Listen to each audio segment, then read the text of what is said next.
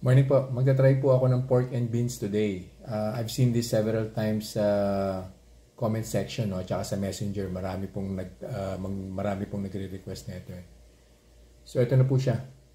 Hunt's pork and beans. I think I'm not sure kung ito lang po ba yung brand na meron sa Pinas, no, pero since bata ako, ito na yung nakikita ko, Hunt's. So ito po ita-try natin today.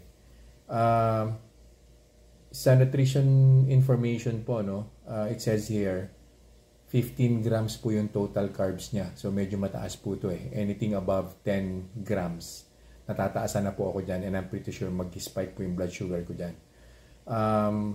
Pero meron po kasing nakalagay dito na 8 grams, ang liit, 7 grams of fiber.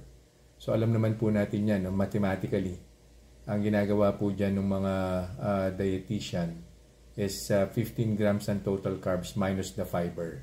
So yun po yung total carbohydrates na kinukompute po nila or kinukonsider para po sa blood sugar spike.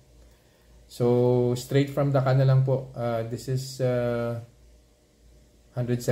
grams. I don't know, probably dami po ito ng isang sardinas. So, hindi ko na po siya initin. Wala na po akong gagawin dito. Straight from the can, and then kainin ko siya. And then, balik po ako after 2 hours, and we'll see kung ano po yung gagawin nito sa blood sugar ko.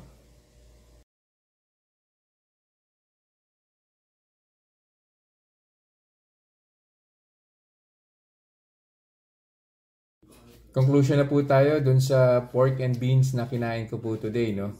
Nag-baseline po ako ng blood sugar at 121. And then after eating, after 1 hour, no? Sobrang taas po niya.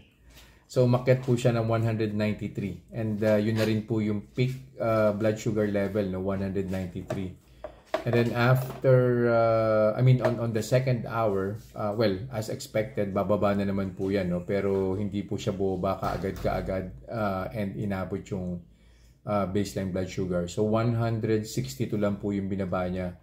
And then after, I think 5 or 10 minutes, bumaba na po siya ng 160. So, ang conclusion po natin, no, definitely it's a no. So, dun po sa mga nagtatanong kung okay po bang kumain ng pork and beans, definitely it's a no. Hindi po siya po pwede para sa mga diabetic.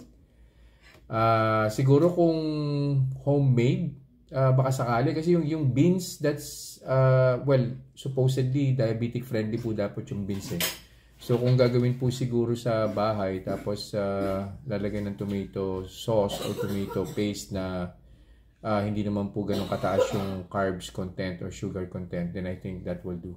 Pero definitely, yung nabibili sa grocery, hindi po siya talaga pwede.